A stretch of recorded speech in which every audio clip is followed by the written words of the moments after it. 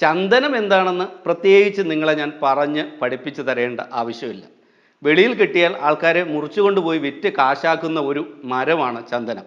അതിപ്പോൾ രാജ്ഭവനകത്ത് നിന്നാലും സെക്രട്ടേറിയറ്റിൻ്റെ അകത്ത് നിന്നാലും ഫോറസ്റ്റിൻ്റെ ഹെഡ് ഓഫീസിനകത്ത് നിന്നാലും മുറിച്ചു കൊണ്ടുപോയി വിറ്റ് കാശാക്കുന്ന ബിരുദന്മാർ നമ്മുടെ നാട്ടിലുണ്ട്.